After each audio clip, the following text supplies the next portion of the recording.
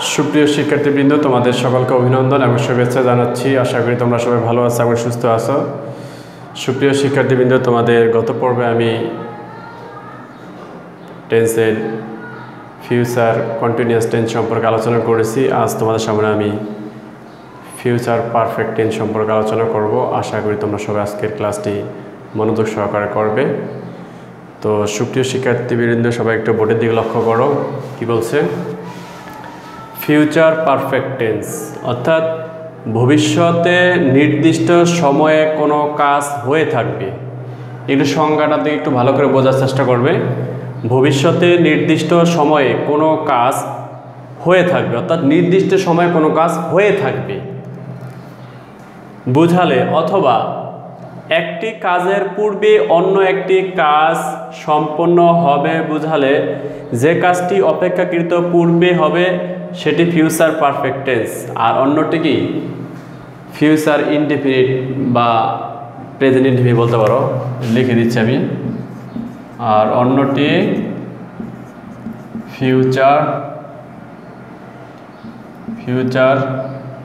অন্যটি present indefinite, PRESENT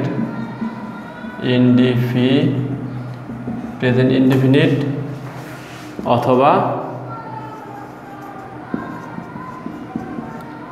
future indefinite, যেটা লেখা সমস্যা নাই, যে কোনো দুইটা একটা হবে আর কি রুলস। অর্থাৎ এটা একটু খেয়াল করো, অর্থাৎ নির্দিষ্ট সময়ে কাজটি হয়ে থাকবে, এটা হতে পারে, অথবা দুইটা কাজ হতে পারে। যেটা অপেক্ষাকৃত পূর্বে হবে সেটা কি ফিউচার পারফেক্ট, আর যেটা পর হবে সেটা কি ফিউচার ইনডেফিনিট হতে পারে অথবা প্রেজেন্ট ইনডেফিনিট হতে পারে। রুলসটা তোমাদের পাস্ট সম্পর্কে আলোচনা করেছি, পাস্ট পারফেক্ট, প্রেজেন্ট পারফেক্ট। তো পাস্ট পারফেক্ট যে সিস্টেমে, ফিউচার পারফেক্টও একই সিস্টেম। পাস্ট পারফেক্ট যদি তোমরা ভালো করে বুঝে থাকো তাহলে ফিউচার পারফেক্টও বুঝবে। পাস্ট পারফেক্টও কিন্তু দুইটা কাজ হবে, যেটা অপেক্ষাকৃত আগে সম্পূর্ণ হবে সেটা কি পাস্ট পারফেক্ট, আর যেটা পর হবে সেটা পাস্ট ইনডেফিনিট। এটা ছিল। আরেকটা ছিল কি যে দুইটা কাজ না হয় একটা কাজ হলো কি পাস্ট পারফেক্ট হবে, সেটা কি তোমার যদি হ্যাড বিন থাকে, যে তোমার কাজটি কি অতীতে কি হয়েছিল, যদি বুঝায় আর কি। এটা আমি তোমাদের বিস্তারিত আলোচনা করেছি পাস্ট পারফেক্টের ক্লাসে। তো ফিউচার পারফেক্টও সেম। দেখো দুইটা কাজ হবে, যেটা অপেক্ষাকৃত আগে হবে সেটা ফিউচার পারফেক্ট টেন্স, আর যেটা পর হবে সেটা কি ফিউচার ইনডেফিনিট টেন্স অথবা পাস্ট ইনডেফিনিট টেন্স। আর যদি একটা কাজ হয় সেটা দেখো যে ও ভবিষ্যতে নির্দিষ্ট সময়ে কোনো কাজ হয়ে থাকবে। অর্থাৎ যদি একটা কাজ হয় তাহলে একটা নির্দিষ্ট সময়ে একটি কাজ কি হয়ে থাকবে আর কি। তাহলে তোমরা বুঝবা কীভাবে কোনটা ফিউচার পারফেক্ট টেন্স। দেখো কথার ভিতরে আছে কোনো কাজ হয়ে থাকবে, হয়ে অর্থাৎ এ থাকবে বুঝালে এ থাকবে। ফিউচার ইনডেফিনিট ছিল কি ব বে থাকলে, আর কন্টিনিউয়াসে কি ছিল তে থাকবে, তে কথাটা থাকবে, তে থাকবে, তে থাকবো, তে খাবে, তে খাবো, এরকম। আর পারফেক্ট হচ্ছে এ, দেখো হ এ অর্থাৎ এ একটা শব্দ আছে, অর্থাৎ এ থাকবো। আমি ঘুমিয়ে থাকবো, আমি খেয়ে থাকবো, আমি গিয়ে থাকবো, আমি গোসল করে থাকবো, আমি পড়াশোনা করে থাকবো, আমি বাজার করে থাকবো, আমি তোমার সাথে কথা বলে থাকবো। অর্থাৎ এ থাকবো কথাটা থাকবে। আশা করি বুঝতেছ। এরপর দেখো স্ট্রাকচার। হাবত কি আছে দেখো সাবজেক্ট প্লাস শেল হ্যাভ। এটার হাবত কি থাকবে শেল হ্যাভ, অর্থাৎ সাবজেক্ট প্লাস শেল হ্যাভ বা will have plus verb 3 plus subject. অর্থাৎ পারফেক্ট বলতেই কিন্তু সব জায়গায় ভার্বের পাস্ট পার্টিসিপল ফর্ম হবে। দেখো ভার্ব 3 সব জায়গায় কিন্তু present perfect tense verb 3, past perfect tense verb 3, future perfect tense verb 3। এগুলো তোমাদের একটু টেকনিক কৌশলগুলো একটু মনে রাখবা। তো দেখো অবজেক্ট, তাহলে কি লিখতে পারি দেখো, আমি বিকাল 4টার মধ্যে বইটি পড়ে এ থাকবো, বইটি পড়ে থাকবো। কখন? বিকাল 4টার মধ্যে। কি বলছি আমি ভবিষ্যতে কোনো নির্দিষ্ট সময়ে কোনো কাজ হয়ে থাকবে বুঝালে, তাহলে নির্দিষ্ট সময় দাও বিকাল, আমি বিকাল 4টার মধ্যে বইটি পড়ে থাকবো। দেখো তাহলে কি হবে, ফার্স্ট পার্সনে কি হবে শেল হবে, তাই সেহেতু কি আই শ্যাল হ্যাভ রিড হচ্ছে প্রেজেন্ট ফর্ম। দেখো আমি এটা ফর্মটা দেখাচ্ছি তোমাদের, গত ক্লাসে দেখাচ্ছি। রিড হচ্ছে কি প্রেজেন্ট ফর্ম, এরপরে এটা হচ্ছে রেড, অর্থাৎ তিনটা ফর্মেই কি এক। রিডের তিনটা ফর্মেই এক, শুধু এই পাস্টের উচ্চারণটা ভিন্ন হবে। এটা হচ্ছে কি রিড, এই উচ্চারণটা রিড, এটা হচ্ছে রেড, রেড, এটাও কি রিড। তো দেখো অর্থাৎ বানান কিন্তু তিনটাই এক। প্রেজেন্ট ফর্মে রিড, শুধু পাস্টের উচ্চারণটা ভিন্ন, রেড পাস্ট, আর ফিউচারটা কি রিড, অর্থাৎ রিড রেড রিড। তাহলে কোন ফর্মটা বসবে? এই ফর্মটা। তাহলে কি লিখলাম দেখো, I shall have read the বুক, আমি বইটি পড়ে থাকবো কখন? 4টার মধ্যে, অর্থাৎ বাই 4 PM, 4টার মধ্যে। 5টার মধ্যে পড়ে থাকবো বাই 4 PM। আশা করি সবাই বুঝতেছ। সুপ্রিয় শিক্ষার্থীবৃন্দ, এরপরে দেখো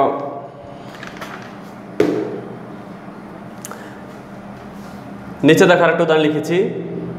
সে আসার পূর্বে আমি ভাত খেয়ে থাকবো। এটা কিন্তু দুইটা কাজ হচ্ছে, উপরেরটা হয়েছে কিন্তু একটা কাজ। আমি বিকাল 4টার মধ্যে বইটি পড়ে থাকবো, একটা কাজ, আর নিচেরটা হচ্ছে দুইটা কাজ। দেখো, অথবা একটি কাজের পূর্বে অন্য একটি কাজ সম্পন্ন হবে বোঝালে যে কাজটি অপেক্ষাকৃত পূর্বে সম্পন্ন হবে সেটি ফিউচার পারফেক্ট টেন্স হয়, অন্যটি কি প্রেজেন্ট ইনডেফিনিট অথবা ফিউচার ইনডেফিনিট। আশা করি সবাই বুঝে গেছ। তো এখন দেখো, সে আসার পূর্বে আমি ভাত খেয়ে থাকবো। তাহলে কোন কাজটা আগে হয়েছে? সে আসার পূর্বে আমি ভাত খেয়ে থাকবো, অর্থাৎ আমি ভাতটা খেয়ে থাকবো সে আসার পরে, তার মানে সে পরে আসবে। তাহলে আমার ভাত খাওয়ার কাজটা আগে হয়েছে, আর সে আসার পূর্বে এটা হচ্ছে পরে হয়েছে, ঠিক না? তাহলে কি বলছিলাম যে পূর্বে কথাটা থাকলে পাস্টে তোমাদের শিখিয়েছি, পূর্বে কথাটা থাকলে পাস্ট পারফেক্ট পূর্বে হবে মানে আগে হবে, আর পরে কথাটা থাকলে পাস্ট পারফেক্ট পর হবে। এটাও সেম সিস্টেম। আগে কথাটা থাকলে ফিউচার পারফেক্টটা আগে হবে, পরে কথাটা থাকলে ফিউচার পারফেক্টটা পরে হবে। আগে কথাটা থাকলে ফিউচার পারফেক্টটা আগে হবে, পরে কথাটা থাকলে ফিউচার পারফেক্টটা পরে হবে। দেখো, তাহলে আমি এই যে পূর্বে কথাটা আছে তাহলে কি এটা ফিউচার পারফেক্ট টেন্স, এটা আগে হবে। দেখো, আই শ্যাল হ্যাভ ইটেন, আমি ভাত খেয়ে থাকবো রাইস, আমি ভাত খেয়ে থাকবো কখন? এই যে বিফোর, পূর্বে। সে আসার পূর্বে, তার মানে কি হি কামস, আমি এটা ইনডিফিনিট দিয়ে করছি। হি কামস, সে আসার পূর্বে। ইনডিফিনিট দিয়েও হবে আর ফিউচার দিয়েও হবে। যদি ফিউচার দিয়ে তোমরা করো তাহলে কি লাগবে? He will come. যদি ফিউচার দিয়ে করো তাহলে কি লিখবে? অথবা হি উইল কাম। বাস, হয় এটা দিবা আর না হয় এটা দিবা, যে কোনো একটা, দুইটি সঠিক, ফিউচার ইনডিফিনিট অথবা প্রেজেন্ট ইনডিফিনিট। আশা করি সবাই বুঝে গেছো। দেখো, এরপরে আমি নোট লিখে দিয়েছি। দেখো, নোটে কি ছিল দেখো, ফার্স্ট পারসন এর ক্ষেত্রে শ্যাল হ্যাভ, আর বাকি সকল ক্ষেত্রে উইল হ্যাভ বসবে। আশা করি সবাই বুঝে গেছো। সুপ্রিয় শিক্ষার্থীবৃন্দ, একটু সবাই এই টপিক্সটা তুলে নাও, এরপরে তোমাদের আমি না বোধক বুঝিয়ে দিব।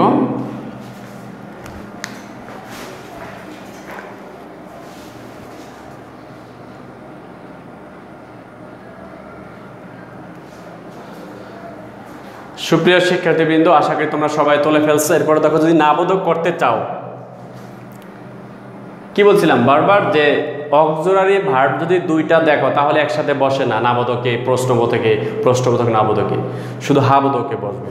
তাহলে দেখো, আমি এই যে বলছে আমি বিকাল 4টার মধ্যে বইটি পড়ে থাকবো। এখন যদি বলি আমি বিকাল 4টার মধ্যে বইটি পড়ে থাকবো না, তাহলে কি হবে? I shall not have read the book by 4 PM। বাস, তারপর আমি তোমাদের লিখে দিচ্ছি। দেখো, সুপ্রিয় শিক্ষার্থীবৃন্দ, আশা করি তোমরা সবাই তুলে ফেলছো। এরপর দেখো, নাবোধক লিখেছি আমি, সাবজেক্ট প্লাস শ্যাল হ্যাভের জায়গায় নটটা কি মাঝখানে দিয়ে দিবা। বাস, তাহলে subject plus shall not have plus বা এটা লিখছি বা উইল নট হ্যাভ অবলিক দিতে ওই oblique will not have plus ভার্বের past participle form plus object. দেখো এক্সাম্পল, সে ভাত খেয়ে থাকবে না, তাহলে কি হবে? হি থার্ড পার্সনের ক্ষেত্রে কি হবে? উইল হবে। শুধু ফার্স্ট পার্সনের শেল আর বাকি সকল ক্ষেত্রে কি উইল। তাহলে হি উইল নট হ্যাভ আর বারবার কি পাস্ট পার্টিসিপাল ফর্ম, তাহলে ইটেন, তাহলে ইটেন রাইস, সে ভাত খেয়ে থাকবে না। আমি কাজটি করে থাকবো না, I shall not have done the work, do অর্থ কি করা, do did done past participle form. আশা করি সবাই বুঝে গেছো। এরপর যদি প্রশ্নবোধক করো, এই উইলটা আগে চলে আসবে। দেখো একই সিস্টেমের, সব সহজ, শুধু তোমাদের বুঝতে হবে, বুঝে বুঝে যা যা করবা সব বুঝে বুঝে করবে। এরপর দেখো যদি প্রশ্নবোধক করতে চাও, প্রশ্নবোধক করো, তাহলে কি লিখবে? দেখো প্রথমে আমার অক্সিলারি ভার্বগুলো আগে চলে আসবে। তাহলে কি লিখবো? শ্যাল অথবা উইল, অর্থাৎ শ্যাল হ্যাভ উইল হ্যাভ একসাথে লিখতে পারবে না, শুধু হাবোধকে লিখতে পারবে, আর বাকি সবগুলাতে তোমার ভিন্ন করে লিখতে হবে। দেখো শ্যাল হ্যাভ উইল হ্যাভ, এরপরে লিখতে পারবো সাবজেক্ট, এরপরে লিখতে পারবো জায়গায় হ্যাভ। আশা করি বুঝেছ। শ্যাল বা will plus subject plus have plus ভার্বের কি past participle form plus object. তো সুপ্রিয় শিক্ষার্থীবৃন্দ, তোমরা আশা করি সবাই বুঝতেছ। দেখো প্রথমে আমি যে উদাহরণটি দিয়েছি সেই উদাহরণ দিয়ে তোমাদের বুঝাচ্ছি, কারণ তোমাদের বুঝতে সুবিধা হবে। তাহলে দেখো এক্সাম্পল কি দিতে পারি? প্রথমে কি ছিল? আমি ভাত খেয়ে থাকবো না, তাহলে দিতে পারো আমি কি ভাত খেয়ে থাকবো। মাঝে মাঝে হয় না যে তোমার বন্ধু বা তোমার বান্ধবী বললো যে আমাদের কিন্তু ওই জায়গায় যেতে হবে, তুমি কিন্তু ভাত খেয়ে তুমি কিন্তু রেডি থেকো। তখন আমরা বলি না আমি কি ভাত খেয়ে থাকবো, না তুমি আসলে খাবো। আমি কি রান্না করে রাখবো তোমার জন্য, না তুমি খেয়ে আসবে। এই যে এই সকল ক্ষেত্রে তোমার ফিউচার পারফেক্ট টেন্স হয় আর কি। তাহলে কি লিখতে পারো? আমি কি ভাত খেয়ে থাকবো। তাহলে কি লিখতে পারি? আয়ের ক্ষেত্রে শ্যাল বসবে, অথবা উইলও সব জায়গায় বসা দেওয়ার সমস্যা নাই। শ্যাল আই, এরপর কি have, shall I have eaten, EATEN, eaten rice. আশা করি বোঝা। Shall I have eaten rice, shall I have eaten rice, আমি কি ভাত খেয়ে থাকবো। আশা করি সবাই বুঝেছ। এরপরে কি আমি কি কাজটি করে থাকবো, অথবা আমি কি কাজটি করে রাখবো, বা আমি কি কাজটি করে থাকবো। ঠিক না? আমি কি কাজটি করে রাখবো বা আমি কি কাজটি করে থাকবো। তা লিখতে পারো, বা সে লিখতে পারো সে কি কাজটি করে থাকবে বা করে রাখবে, করে থাকবে, সেই কাজটি করে থাকবে। তাহলে কি লিখতে পারি আমি? জায়গায় যেহেতু থার্ড পার্সনের ক্ষেত্রে উইল বসবে, তাহলে লিখতে পারো will he have done the work, বাস। Will he have done the work, সে কি কাজটি করে থাকবে, সে কি কাজটি করে রাখবে। মা কি রান্নাটা করে থাকবে, মা কি রান্নাটি করে রাখবে। আমি কি তোমার জন্য অপেক্ষা করতে থাকবো, না সরি, আমি কি তোমার জন্য অপেক্ষা করে থাকবো। অর্থাৎ এ থাকবে, কথাটা থাকবে, আমি কি তোমার জন্য অপেক্ষা করে থাকবো। তুমি কি আমার সাথে, তুমি কি আমার জন্য অপেক্ষা করে থাকবে। এই শব্দের সাথে তোমাদের ফিউচার পারফেক্ট টেন্স হবে। আশা করি সবাই বুঝেছ। একটু সবাই তুলে নাও।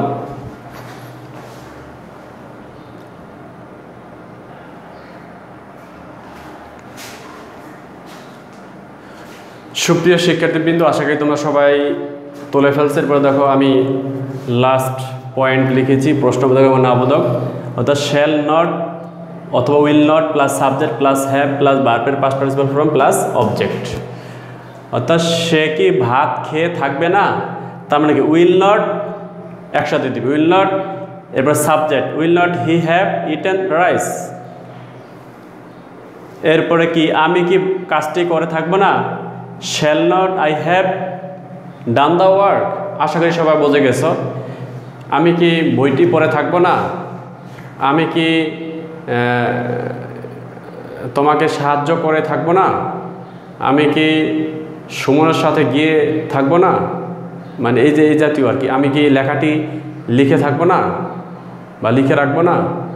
এই যে এই বিষয়গুলো হচ্ছে কি তোমার ফিউচার পারফেক্ট টেন্স। আশা করি সবাই বুঝে গেছো। এরপরে দেখো সুপ্রিয় শিক্ষার্থীবৃন্দ, তোমরা বারবার এগুলো বাসায় প্র্যাকটিস করবে, আশা করি তোমরা সবাই পেরে যাবে। তো আজকে আমি এ পর্যন্তই। সবাই ভালো থাকো এবং সুস্থ থাকো এই বলে আমি আমার আজকের ক্লাস এখানে শেষ করছি। আল্লাহ হাফিজ।